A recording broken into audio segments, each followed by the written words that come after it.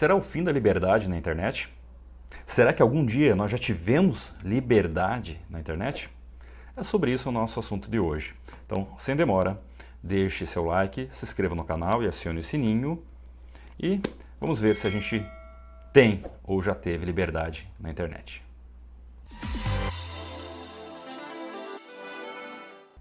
Olá, eu sou Fernando Pitti e essa é a nossa playlist Coluna Comentada. E hoje eu quero comentar sobre o texto que eu publiquei no portal 49 e também no portal Ler Única.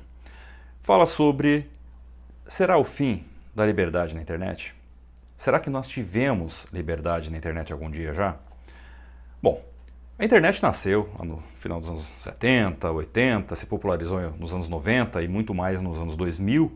E ela trouxe realmente um palco, ela abriu um palco para que todas as correntes pudessem se expressar, pudessem divulgar suas ideias e defender os seus princípios, seus ideais.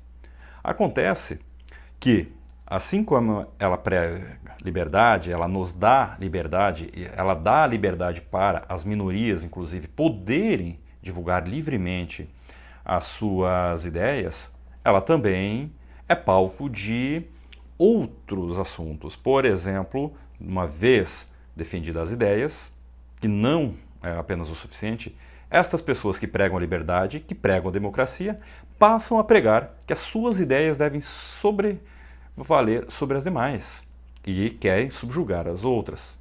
E aí começam, inevitavelmente, as brigas de narrativas. Ou seja, um fala uma coisa, um Twitter mal interpretado, mal redigido, por exemplo, ou mesmo intencionalmente mal redigido, ou intencionalmente redigido com dubiedade, passa a ser ponto de as maiores discórdias.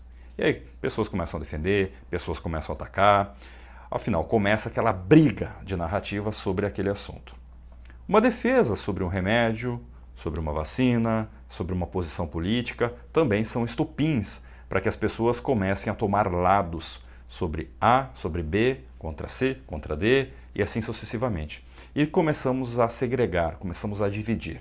Se a internet veio para unir, nós começamos então a dividir novamente as pessoas em grupos, em subgrupos, subgrupos, cada vez menores, minoritários, para que percam as forças. E nós mesmos, cada um de nós, toda vez que vamos para a internet e damos ouvido a estas pessoas que fazem isso, que toda vez que replicamos uma narrativa dessas.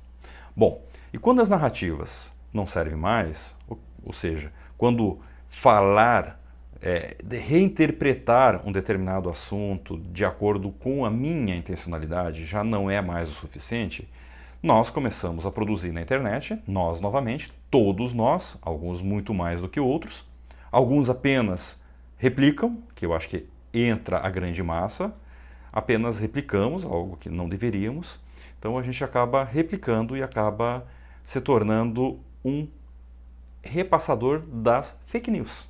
Não basta dar uma interpretação diferente a um determinado conteúdo. Nós também precisamos criar novas histórias que venham corroborar com aquilo que a gente está defendendo. Não interessa se elas são verdadeiras ou não, se elas são maliciosas, bem intencionadas ou não. Interessa de criar histórias que sejam coerentes com aquilo que nós defendemos e que venham comover ainda mais os nossos seguidores.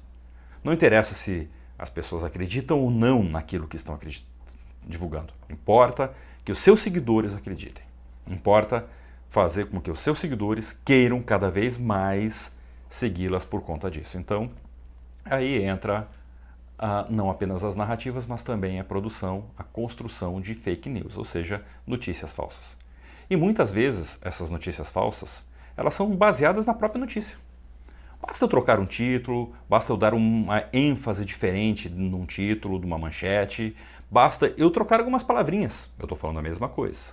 Mas ali a vítima passa a ser o acusado, o defensor passa a ser o vilão da história. Então, basta trocar algumas palavrinhas que a gente já está produzindo uma notícia totalmente diferente, ou seja, uma fake news.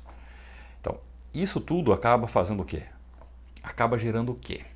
Nós estamos vendo hoje uma polarização cada vez maior. Hoje no planeta não dá, por exemplo, de defender um tratamento precoce, não vou nem falar a palavrinha aqui para não ser penalizado pelos algoritmos, mas essa pandemia que está nos atacando aí está assolando todo o planeta. Se você defender um tratamento precoce, utilizando medicamento A, B ou C, inclusive medicamentos que já foram recomendados lá para mulheres grávidas em 2016, que eram a salvação contra a Zika. Hoje são os grandes vilões. Então, se você defender um tratamento precoce, seja com estes ou com outros medicamentos, não interessa qual medicamento, interessa defender o tratamento precoce.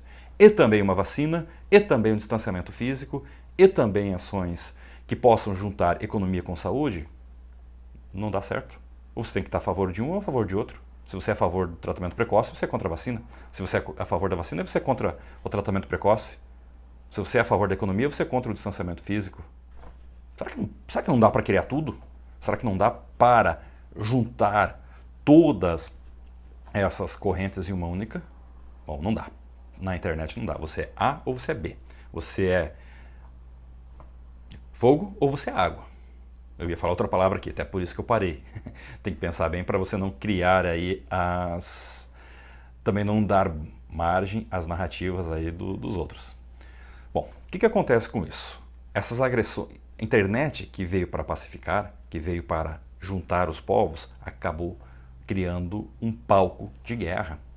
Na verdade, ela não criou um palco de guerra, ela virou um cenário de guerra. Você está a favor ou você está contra.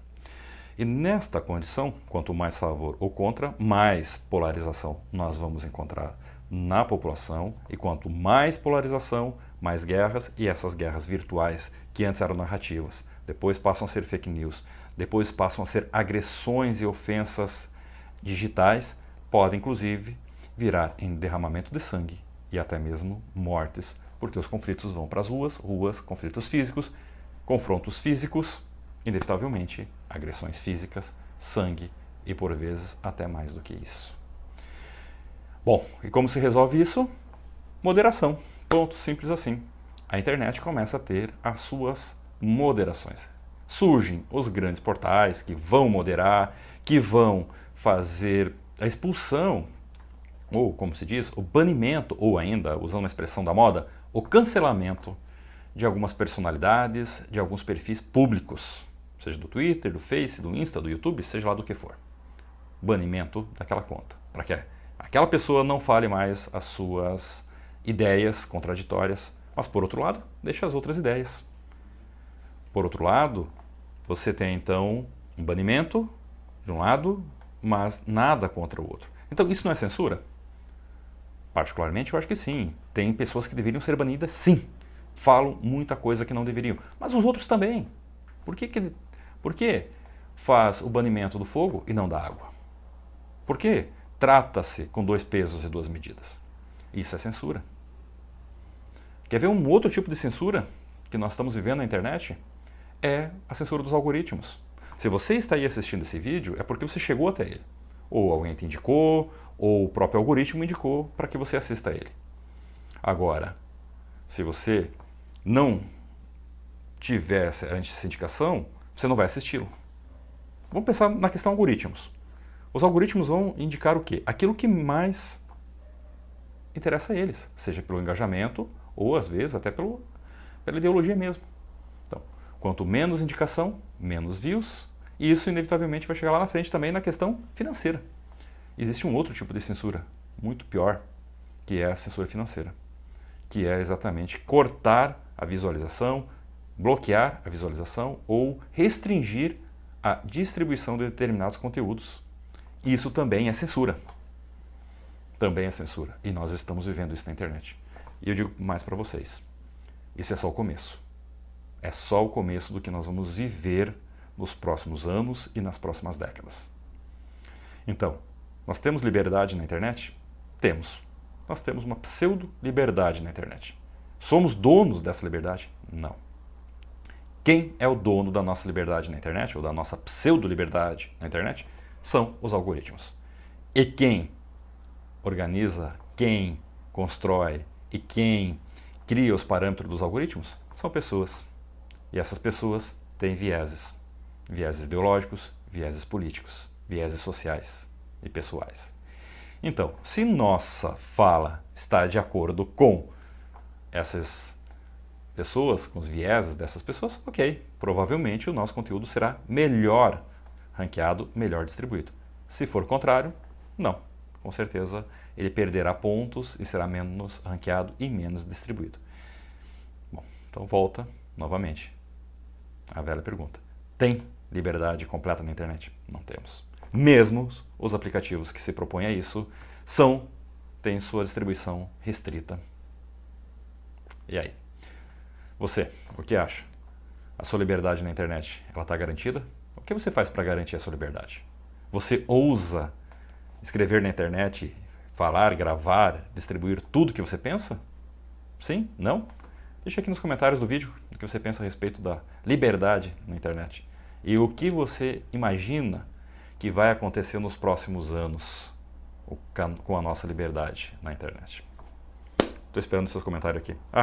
E se não se inscreveu ainda no canal, se inscreva, deixa o joinha aí, comente o vídeo também, porque isso também faz com que o nosso algoritmo, o nosso vídeo, seja melhor ranqueado. Olha só, é uma forma também de dizer, ó, gostei do vídeo, estou engajado com o vídeo, pode distribuir ele porque é um vídeo que tem conteúdo que faz sentido.